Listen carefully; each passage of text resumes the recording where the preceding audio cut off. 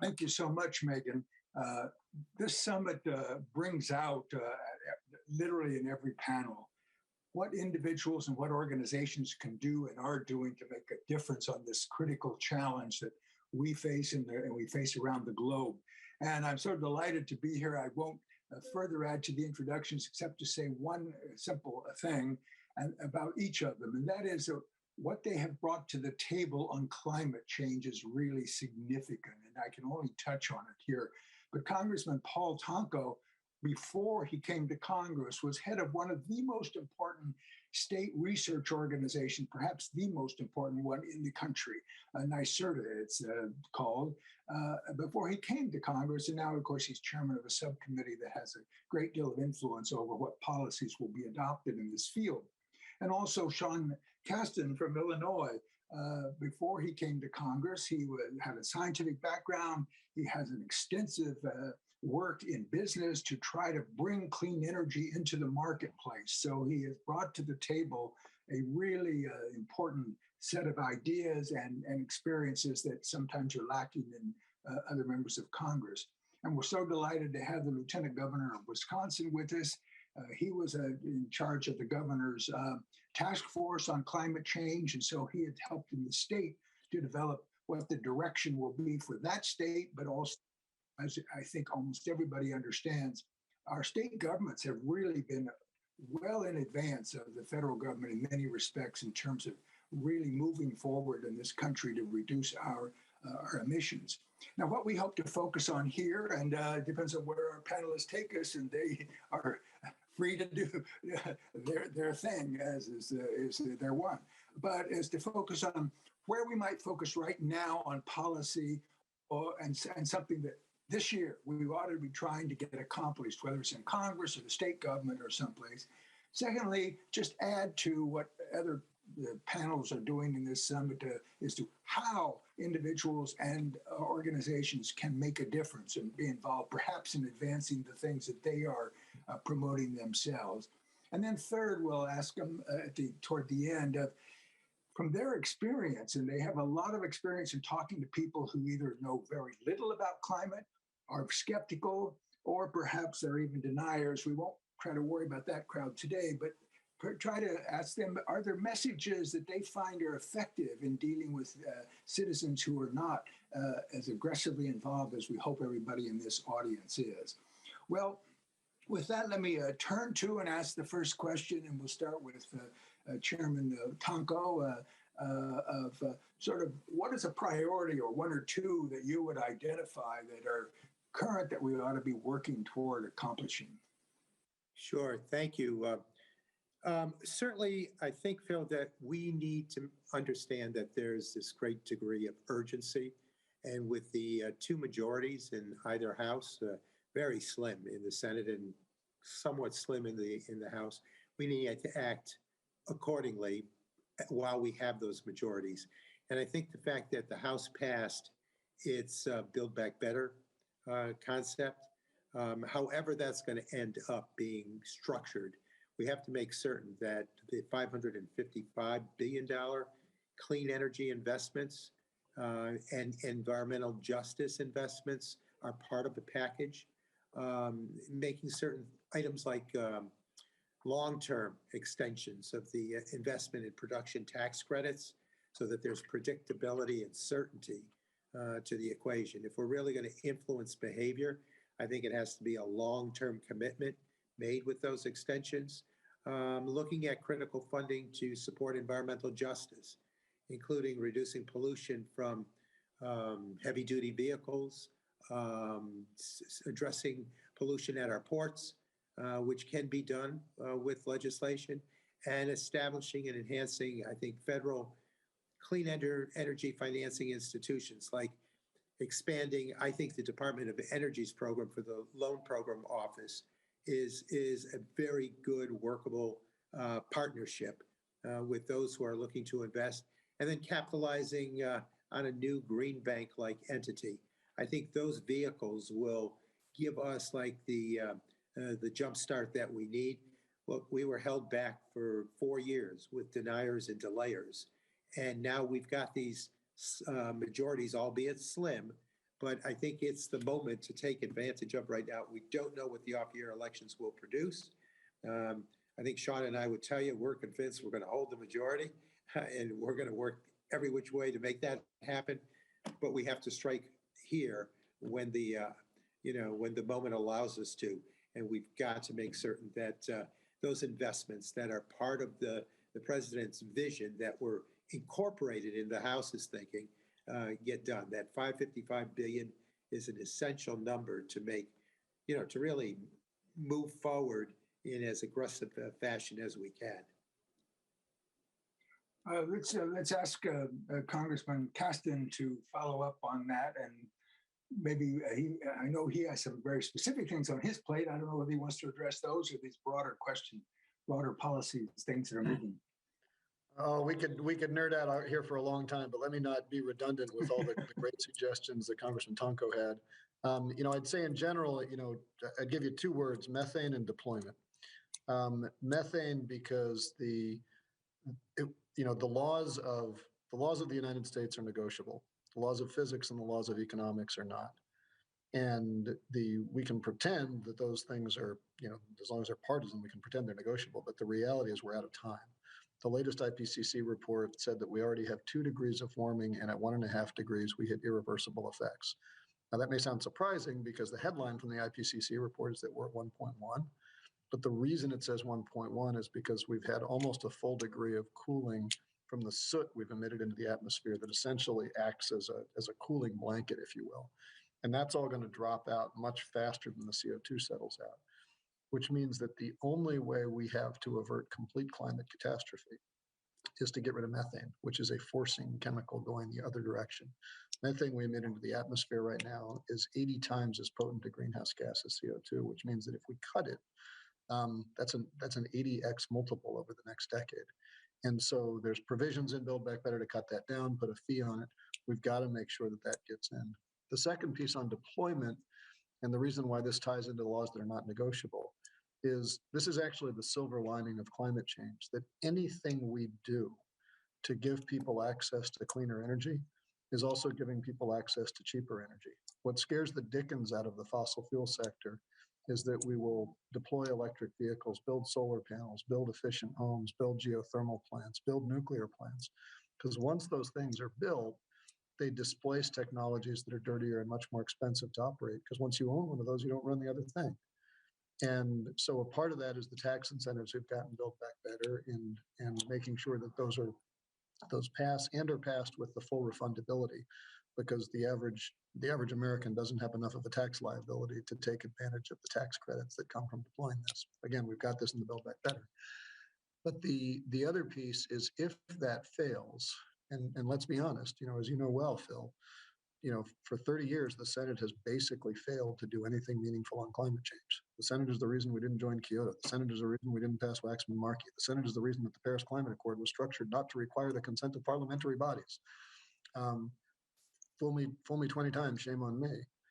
So we've been pushing really hard, particularly at the Federal Energy Regulatory Commission and the Securities and Exchange Commission, because those agencies have the ability to effectuate rules that change the types of technologies we deploy, that change the way that capital markets are structured to effectuate those deployments, and whether that's cleaning up interregional transmission rules at FERC, or the rule that we led that SEC just announced rules last week to mandate consistent disclosure of greenhouse gas emissions and your exposure to a warming climate.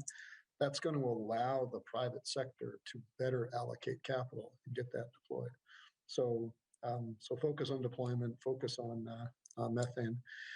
And I guess just the last thing I'd mention, if you could make me king, and this is not going to happen with the thin majorities we have, we should really stop subsidizing fossil fuels. As long as we believe in competitive markets, as long as we believe in science, we've got to confront the fact that the IMF has calculated that the United States subsidizes the fossil fuel sector by $650 billion a year. That is 12 times as much money as we are talking about deploying in the Build Back Better agreement. As I've told some of my Republican colleagues, I half agree with you when you say we shouldn't pick winners and losers. We should at least pick winners.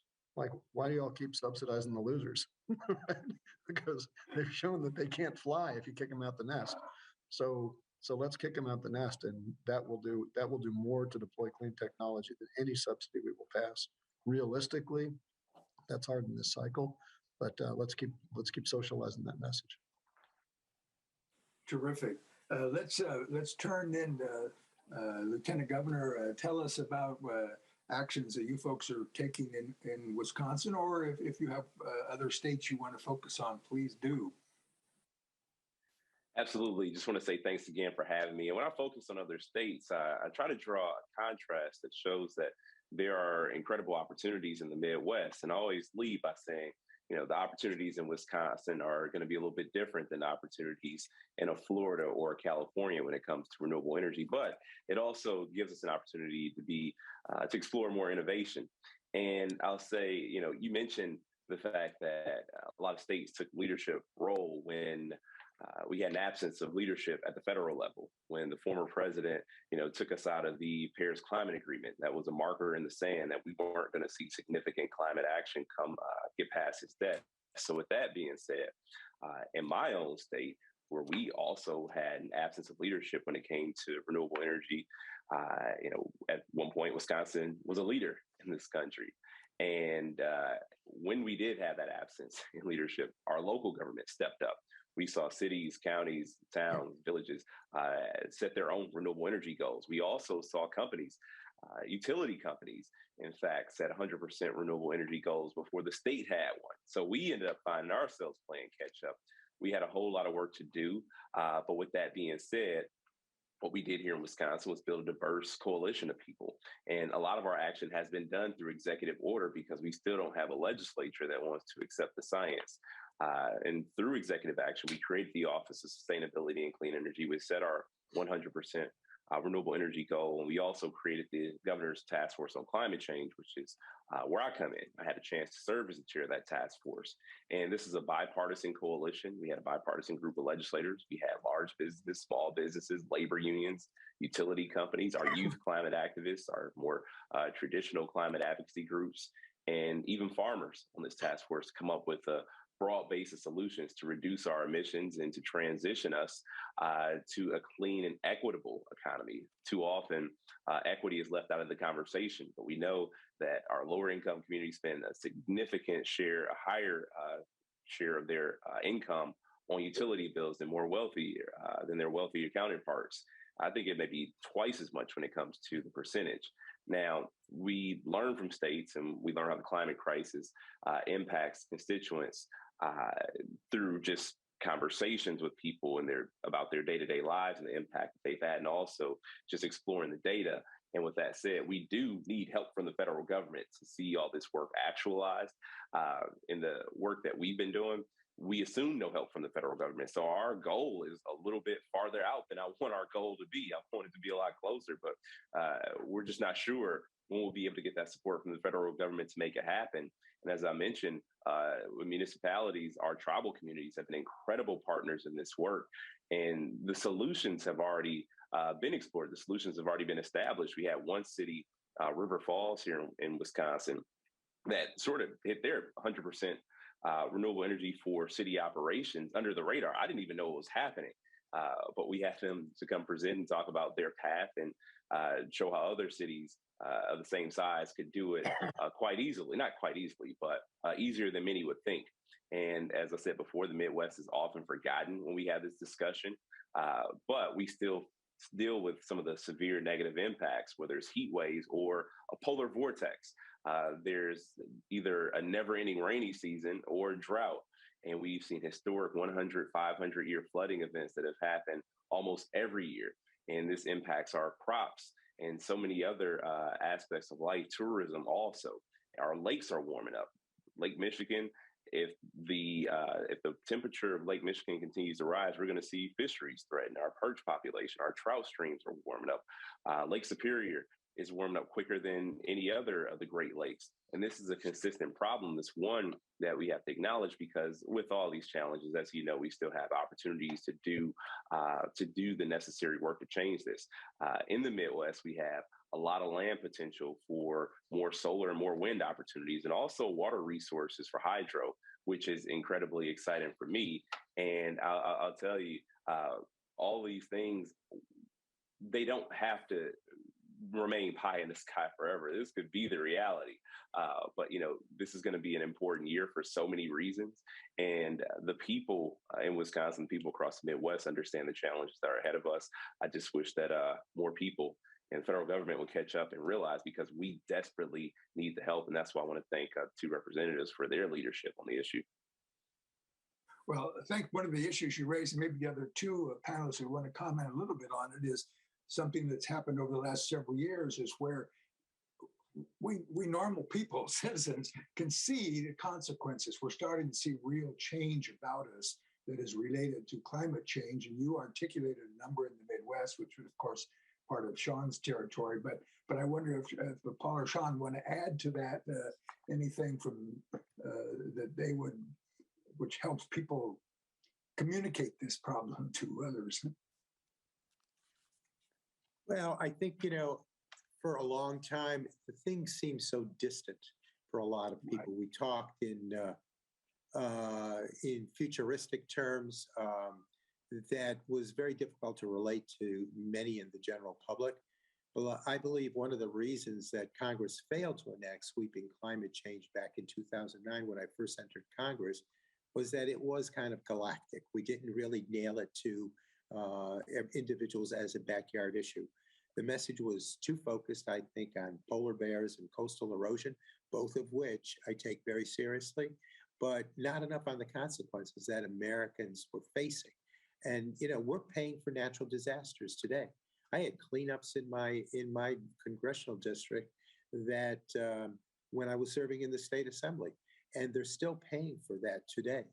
And so when people see these quantifiable costs getting exchanged with them, they understand that there's a price tag to this denial or delay. And we're paying volatile fuel prices, for instance, also for fossil fuels. So that's a today issue. And even if you don't believe in climate action per se, if you're not going to accept that as a science, what is the problem of developing cleaner air and cleaner water? I think people will understand that transitioning to zero emission sources of electricity and transportation come with great benefits along the way as we clean up our water and clean up our air. So, and then talk about job creation too, because so many of these sound paying jobs are now starting to be part of this equation, and people are seeing it. We in my area have been focusing a lot on offshore wind. And when they see contracts for foundation work, when they see contracts for the towers, when they hear of a possibility of floating a contract for fin manufacturing, now that's translating to real work. That's a shift to an innovation economy. That's a shift to a clean energy economy, and it begins to become real for them because it's dollars and cents.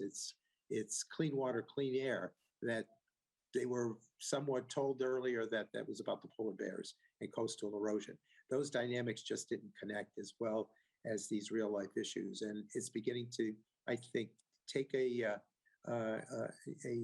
real forcefulness now in their thinking, which is very helpful. So I find it's a little bit bittersweet at how well climate policy is polling right now, because I think it's in part a response to the fact that what was academic has become real. 40% of Americans experienced an extreme weather event last year. Remember when Hurricane Andrew broke the $1 billion weather event? We had $160 billion in insured losses in the United States last year. Not total losses, that's just the insured losses. So 40% of Americans have either had their community on fire, or their community flooded, or their community in a 1,200-year drought, or one of these derechos that we see in the Midwest. And that's making it more visceral. I think my general advice to people on messaging, and I think this is not just members of Congress, this is the broader sort of climate advocacy community. If you traveled to Mexico, you wouldn't yell at people for not understanding English. If you traveled to France, you wouldn't yell at people for not understanding English. And sometimes we climate advocates say, well, like, I know you think the most important thing is your pocketbook or national security, but I'm gonna yell at you for not speaking my language. And I think we do better as climate advocates when we learn their language and then understand how we can resonate with that. When I'm talking to businesses, I say, look, you all are really good at cutting costs. You've you've delivered a lot of money for your shareholders by outsourcing supply chains to people who could do it more cost effectively. Maybe you've done it by skinnying down your workforce. Well, wouldn't you love it if you didn't have to pay for fossil fuel because it's this volatile stuff, right? So let's talk in your language. If you want to talk to people about the situation in Ukraine and what should we do to protect people, wouldn't it be awesome if you didn't have exposure to some crazy guy running a petrostate who's indexing you to a volatile commodity? You want to talk about people whose primary issue is healthcare. Let's talk about all these tropical diseases that are becoming subtropical diseases and how you protect yourself. So you could go on and on down the list, but I would submit to you that there is not an issue that voters of any political persuasion don't care about that doesn't have a climate nexus to it. But you've got to speak to them in their language and empathize with them, and you can then bring them along. But you turn them off quick if you say, you just don't care about the polar bears as much as I do, and that makes you a moral reprobate, or whatever kind of language you might use there. Well, all of you have referred to the cost. When I was been engaged 10, 15 years ago, the whole cost argument sounded as if anything we did to try to limit emissions was going to cost us and be damaging to the economy. And that was why, in part, the public argument was successful, at least in many circles, preventing action. But today, that shoe is almost always on the other foot. There are real costs that some policies can impose, and it's important we address those. But the issue really is that now we're seeing real live costs for businesses, for government, for individuals, families, and whatnot, related to our failure to act 10, 15, 20 years ago on this. And it's quite a different analysis. I don't know if we can pursue more on this messaging. Each of you have addressed it to some degree. I don't know if we want to add something there, since I didn't put the question quite like that, but you naturally gravitated to it, which was great.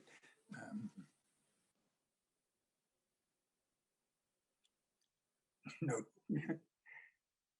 Well, let me just say, too, that I think it's so important for individuals, organizations, activists to really network now with the leadership in each of the houses and ask them to prioritize this. Sean and I will focus a lot on energy policy and environmental policy, but that's not number one with every one of our colleagues. And so if we establish the climate issue and the related economic growth, the job creation, the soundness of the environment, the improved stewardship of the environment, if we share that in a meaningful way, in a succinct manner that said, look, we need you now because this is a topic that needs to be passed while we have these majorities. And reaching out to the leadership and saying, please prioritize this. Do not let this fall out of a package that has been, introduced in either house. Let it be real. I think there's agreement to do these things, but to what degree and to how soon? And I think if we can get that message going with the advocacy groups out there, advocates need to really be forceful in that message. And those concerned with this climate issue, again, for many reasons that they can familiarize or personalize to their own household or community. There are those dynamics they can embrace, get them done, and get that messaging out. So we do prioritize and move this along with a high degree of urgency.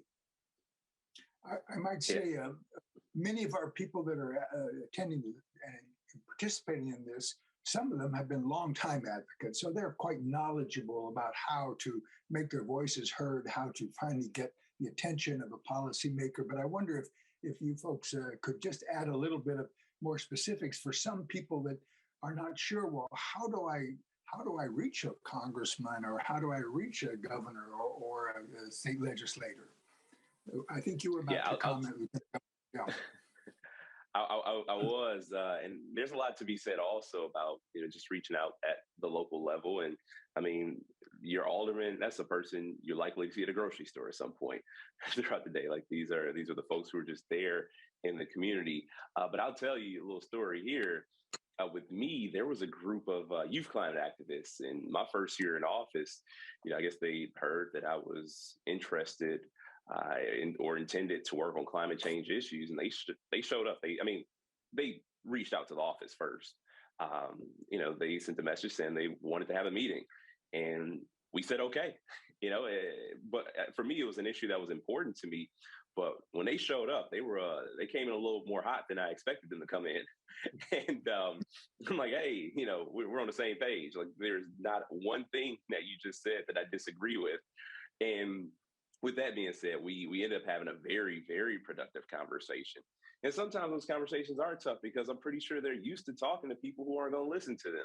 I'm pretty sure they're used to reaching out to people who haven't been responsive. And so when they had the opportunity, it's like every grievance was just came out and directed at me. But like I said, it was fine. One of the people who was a part of that meeting, I said, all right, well, look, you got a lot of energy. We're going to put you on the task force. And we put her on the task force with all these other people, all these people who were so much older than her and worked in different industries and different spaces and had different experiences than she had. But that's my example for me. It may not be like that for everybody, but your legislators, your leaders, regardless of what level of government, they're there to represent you. And you have a right to interact with them, or at least their staff, to some degree. When it comes to policy, that is your right. And if you are ignored, then that's when you start organizing. That's when you start getting more people who are, passionate about the issue like you are, and you should make a big deal out of it. You should ask more questions wherever you need to. And all right, why won't Representative XYZ talk to me about climate change? What is the issue here? Why can I not get a response from my representative? And it doesn't matter if it's somebody you voted for or not either. These are elected officials.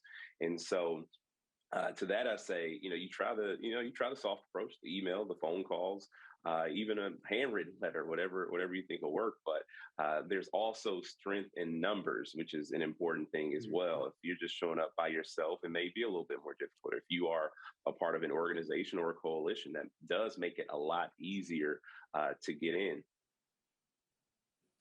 Yeah, and I think to your direct question, every elected official from member of Congress, to the alderman, your mayor, has a website. They got a phone number. They got an email. They have someone on staff whose job is to respond to those and reach out to them.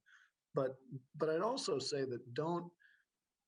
I tell my daughters all the time when we drive around, and they'll say, you'll see an abandoned mall or something like that. And they'll say something like, they should really fix that. And my wife and I sort of make a point of saying, who is they? Right? Because I think sometimes we see these big problems and we want, our instinct is to call someone in power and say, why don't you fix this? But I think if you look at the history of our country, social change comes from the bottom up, not from the top down. And obviously you've got some exceptional leaders on here who, have more charisma than, Thomas Jefferson and Martin Luther King combined. But we're the exception, the three of us on this call, the four of us on this call. But, think about the big social movements of the last 4 years. Black Lives Matter marches, March for Our Lives, March for Women. That changed the zeitgeist of the country. And it didn't come because somebody called their member of Congress and said, go out and change things. So give some thought to where you have some agency to act. Maybe it's through your church, your Boy Scout troop. Maybe maybe your school. I met with some students about a year ago, and they said, what can we do on climate? Because it just feels so overwhelming. It was a private school. And I said, why don't you together go through your school, find $100,000 of investments that will give a payback of 5 years or less, and then get your development officer to write a letter to all your rich alumni and say, we need $100,000. Right? Because you have the ability to effectuate those changes, and it just takes a little bit of creativity. So yes, contact your reps, but do keep in mind that, like I said, this is about deployment. So, who do you know who'd love to own an electric vehicle? You could probably name somebody. Who do you know who'd love to have a home that didn't require as much fuel to keep it warm? Probably name somebody. Well, now, who do you know in your community who can provide that sort of thing? Figure out how to get it done. Well, gentlemen, we're reaching the end of our time on this, and we're so grateful for your participation and, more importantly, for your work you're doing. This panel was designed to focus on what the government might do and how we might be able to move the governments at all levels. But going back to Congressman Casten's thing, a part of ecoAmerica, our advocacy is to try to move government policy, but it's also because independent of government, as individuals, as organizations, we can, whether it's at church, at the university, in the town hall, at the local business, we can advocate cutting the carbon emissions. And it's amazing how that will add up in and of itself. We need government policy to push, but that's not the only route to solving this problem. And I just want to say that only a few of us probably on this panel, not on the panel, I'm not sure even on the panel, were around in 1969 when America had its extraordinary national movement and got to the moon. But the one distinctive thing about that at a very important time was most of us could just kibitz. We could just watch. We were not part of what was going on. It was extraordinary. But here, all of us can find a niche in which there's something we can do, whether it's in the civic arena or whether it's in the private sector, to help address this. And so, as I was listening to the earlier panel and the hope that they were expressing, this is no time for hand-wringing. This is a time to roll up our sleeves and go to work. And we appreciate the work you guys are doing. So thank you very much.